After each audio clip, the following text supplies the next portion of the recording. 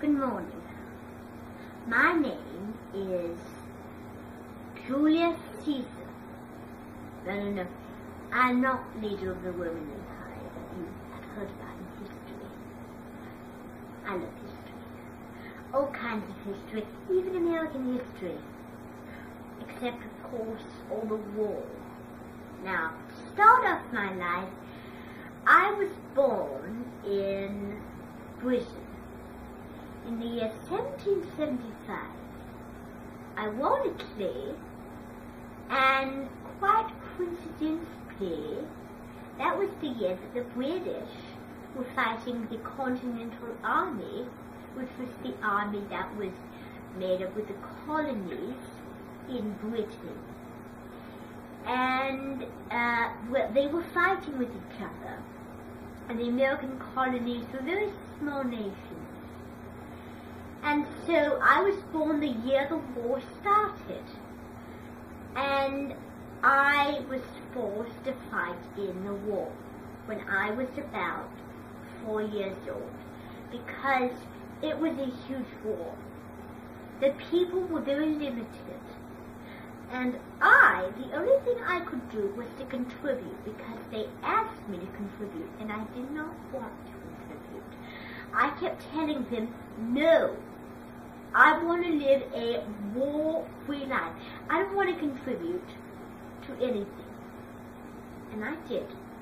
And I hated it. I realized how evil the Americans were to get their independence. And I think we lost. And I was so mad that we lost. We wanted to win our nation. We were strong, and they were strong but limited with their little groups of strong that don't contribute into one property. I mean, they did, but it's just not one nation, it's different colonies. And so we fought. And I was so mad. Even when I was 4, I cared deeply about history. That gave me a little education. And after that, what I realized was that when I went to school and we learned about it, I was like, I could teach it in front of the whole class. And that's what I did, because I was born the year in the contribution. And so thanks to all that chaos, I do not like history. Bloody war history. I like history that's revolutionizing in the best way possible. For example, the scientific revolution or the industrial revolution, but not the American Revolution, not country revolution. It's just horrible to think about. Right now, I am a novelist, and one of my favorite books to read, and this is the book I got most of my inspiration, was one of my, novelist friends told me, because I was doing a lot of exotic things with my books, to keep it simple when I'm reading. This book, Stone Fox, is a very simple but nice story. That's my kind of book. Don't ever do it. Don't write stories that are very, complex, but they're silly. Just like a nice book. And most of my books have a plain movie setting. And they are very, in American, United States or Europe. But I really try to keep it simple. I did do a few, exotic books. One of the most favorite is Winter Frost. Now that I've explained to you all of that biz, I want to tell you where my life, happened, all that info now. So, what happened was, there was a catch. Because I kept demanding my parents to go to America, a place in the United States that was not so, close to each other, where they were really getting into all that fighting. And so I lived in Maine, because in Maine, you're not surrounded by other states. They're not this side of you, they're not that side of you. They're not up, they're not down, me they were down, but I'm sure Boston's very near that. But it's just a better place to live. And so that's why I live there. And I really like that. My parents know the doctor's appointments. We lived in Cabot Cove, and I'm doing this video for you now, and I'll explain all that later. But we usually try to go up to Boston once every, 2 years. Yeah, so we stayed in Maine like a while, but we went on different vacations. So anyway, back to the story. So, what happened was, my parents rented a house there for 2 years, and, well, we lived in a very big city, and we sort of got tired of that United States Boeing sort of life, and we needed a little bit of more culturistic views and more fancy food, and so just for a treat, because it's a good country, and my family all loves France, we decided to go to Burgundy, France. And I loved it. And I got to know Addie Gundry and Julia Child and Jacques Pepin. And they visited me. I know a lot of those kinds of chefs. The two French people that I absolutely cannot stand were two friends that I remember eating little dates with them. And it's a husband and wife couple. The husband was born in Burgundy, France.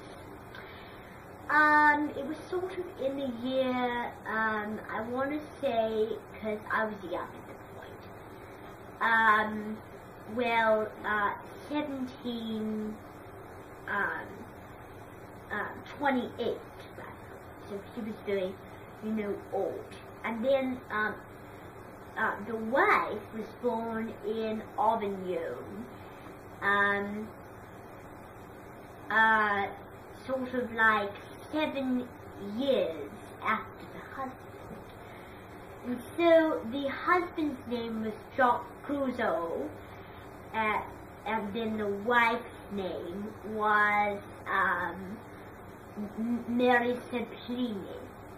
And so their couple was the Bromanants couple. So they were the Bromanants, the family of France. And so I thought they were pretty good friends. Yet, I have a very strange opinion. I'm a very strange person. Strange is in people, when they really don't realize it, their real identity, their real voice ruins some of the things that I personally loved and then didn't love. For example, when I was with them, we decided to have a breakfast date. And so we went to a very classic bagel shop. We went on a trip to Chicago together. And we went to a very classic bagel shop.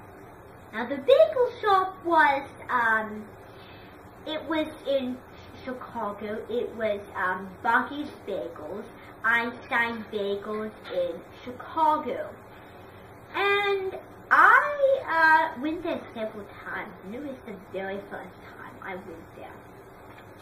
But the only thing was that when we went to Chicago, they spoke in their own language, because secretly they wanted the Americans to hear how refined they talked. And for some reason, and you won't be able to see, it ruined my meal, because I was eating a sesame seed bagel outside with the sun shining down on my forehead, and I loved it until they started speaking in their foreign language, and they started speaking French, the native language, and it was difficult for me to understand what they were saying. And then, I taught them all all this English, and they let it go. I'm like, seriously. And so they ruined it. And I consider them in the emoji group, because the emoji people speak that kind of French. They ruined my meal. And so I decided to slap my hands on the table, saying, I don't want to eat another bagel anymore. And so I got the little big metal bat, and I swiped them, and they flew all the way to Iraq. I was like, I particularly set up that machine to go all the way there. But, whew, it worked perfectly. There's no problem there. So, it was when I didn't like bagels, and I didn't like flats. They were under my influence, and they kept following me. So, what happened was, we went back to America, and we went back to Maine. We went to break the scenery and the food, so we went back to Maine. And we just, had our time, and I'm doing this video to you, Maine. So that is my very brief life story, and I hope you really join me on this adventure that I just got done talking to you. And I hope you go on my website and just along with the journey. If you have any questions, please post them. I'm very happy that you got to watch this video, for those of you out there who go to that particular YouTube channel. And please read this book. Bye.